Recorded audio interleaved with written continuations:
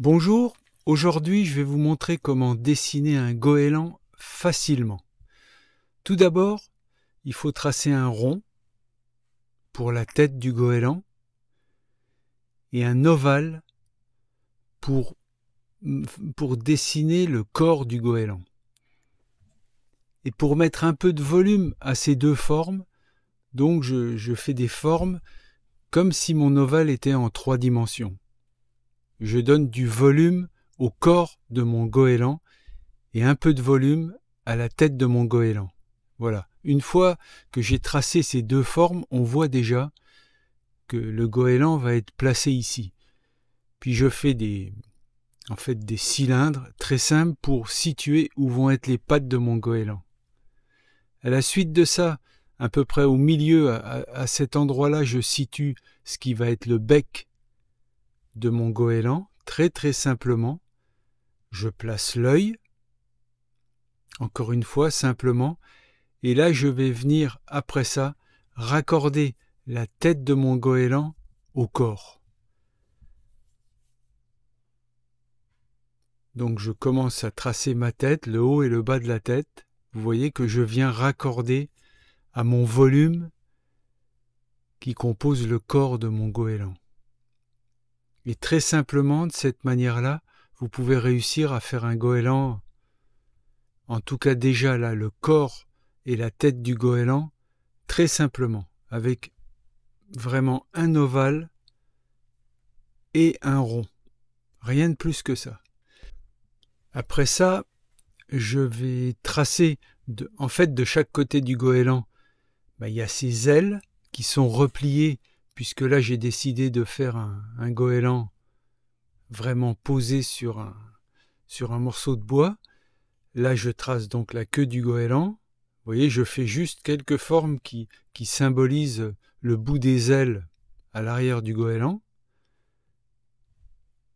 Et puis là, je dessine un tout petit peu les pattes du goéland. Donc il y en a une qui est derrière le corps et une qui est devant le corps. Ce qui les différencie, en fait, c'est simplement qu'il y en a une qu'on voit un peu monter par-dessus le corps, donc par-dessus l'ovale en volume de mon goéland, et l'autre plutôt qui passe par derrière.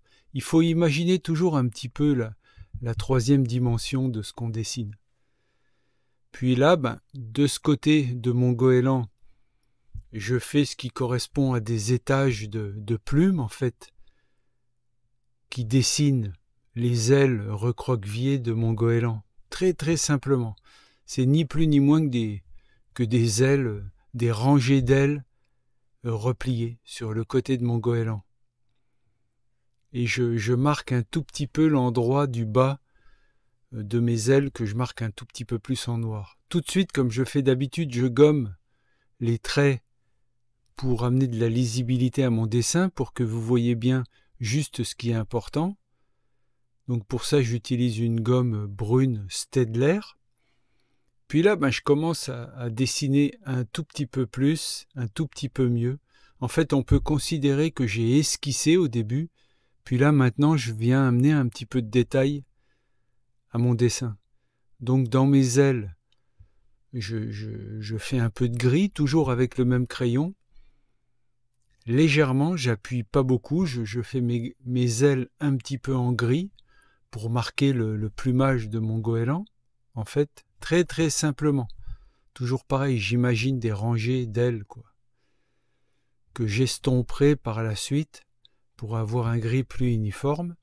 Et puis la queue du goéland que je fais un petit peu plus marquée en noir, comme on peut observer les goélands quand on les regarde. Puis je continue par les pattes que je place un petit peu mieux. Et pour donner du volume à mon goéland, là je vais amener un petit peu des ombres sur le corps de mon goéland. Vous voyez, je prends mon estompe, je me sers souvent de mon estompe parce qu'en fait ce qu'il faut bien imaginer, c'est que les ombres avec lesquelles on peut voir le volume de notre goéland, c'est très peu marqué. En fait, c'est souvent blanc un goéland et il y a des zones grises bleutées qui font le volume du goéland qui sont très peu marquées. Comme vous voyez, là j'ai fait un petit peu de volume pour la tête du goéland. Juste qu'on voit que c'est pas comme une pièce de monnaie, mais que c'est plutôt comme une bille, c'est-à-dire que ça a du volume. Et là, je marque un tout petit peu mes ailes pour ramener du détail à mon dessin. Mais je reste avec vraiment la simplicité du goéland. Je vais mettre uniquement ce qu'il faut pour qu'on repère que ce soit un goéland, pas plus. Puis là, tout de suite, avec mon estompe, je viens estomper mes grilles pour pas trop que ça soit marqué. Vous voyez, en fait, l'important, c'est de marquer le contour du goéland, comme je fais là. Par contre, le corps en lui-même, les ombres que le goéland a sur son corps, qui sont légèrement, dans la vraie vie, gris bleuté, mais que là, je fais gris, ne sont pas trop marqués. C'est un passage, un dégradé entre le gris et le blanc qui est assez doux, en fait. Par contre, vu que c'est un dessin que je suis en train de vous montrer, un graphisme si on veut, je marque assez fortement les contours de mon goéland.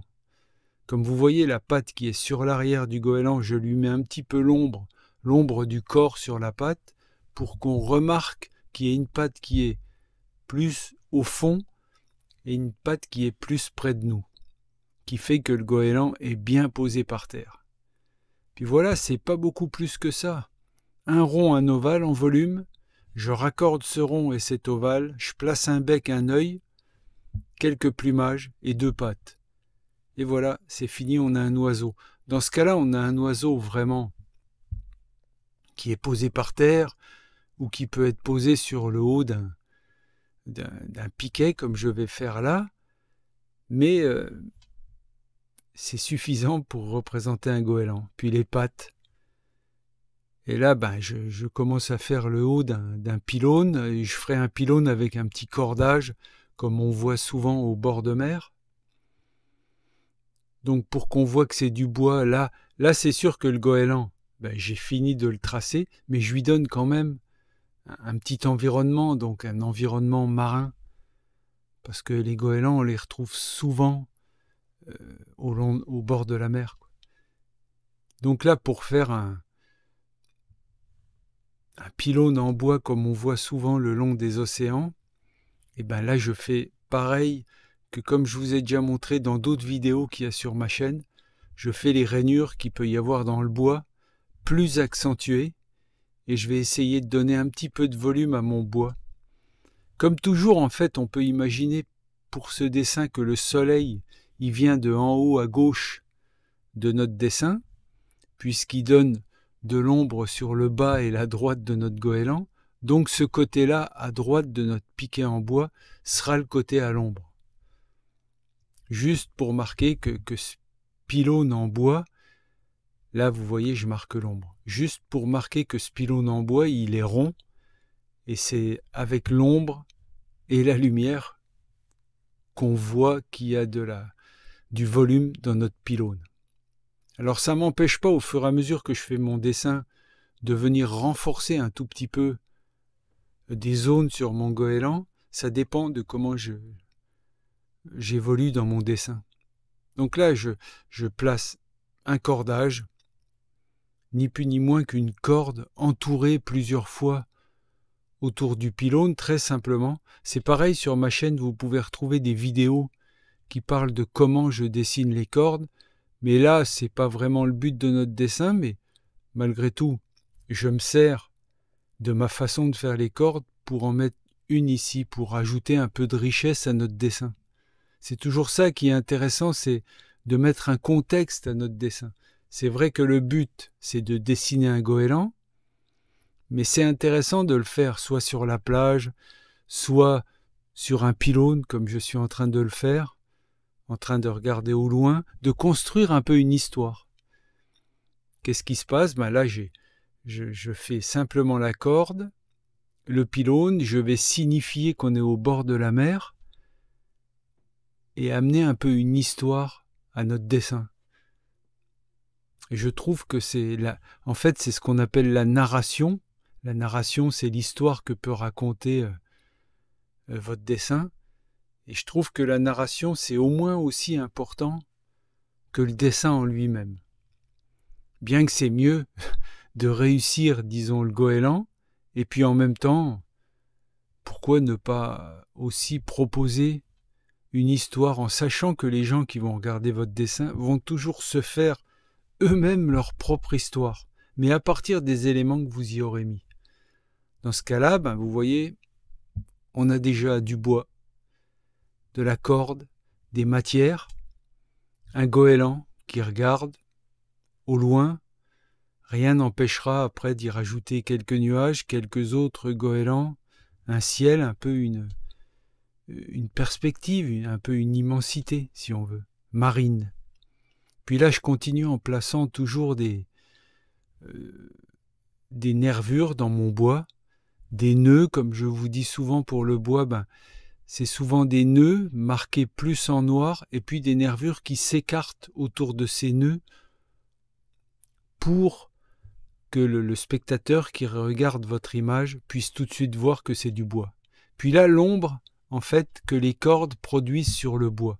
Vu que le soleil est en haut à gauche, en dessous de ces cordes qui ont du volume, il y a une ombre portée sur le bois. Puis là, avec un crayon 8B, qui marque beaucoup plus noir, je marque un petit peu l'œil, les contours du goéland, les dessous des ailes, pour montrer que chaque plume qui compose les ailes, en fait, sont l'une par-dessus l'autre, et renforcer un peu mes zones d'ombre, comme là les creux qu'il peut y avoir dans le bois, entre chaque tour de cordage. Je fais un petit peu du noir, je viens renforcer en fait un petit peu mon dessin, mais pas trop. Je marque un tout petit peu plus en noir, mais pas trop. Comme je vous le dis souvent, il vaut mieux y aller doucement, plutôt repasser 10 fois sur les mêmes traits qu'une fois et marquer trop un trait. Puis là je continue, vous voyez quelques petites nervures, les contours souvent que je marque un petit peu plus en noir. On n'est pas dans un dessin hyper réaliste, en fait on est dans un graphisme, une illustration si on veut, qui propose une idée. Puis là je vais placer quelques nuages de la même manière que je vous ai déjà montré dans d'autres vidéos sur ma chaîne, comment faire des nuages. Je place des gros nuages d'été qui peuvent signifier un temps avec un peu d'air, mais assez chaud. On est en été au bord de la mer. C'est agréable. Il y a des gros nuages,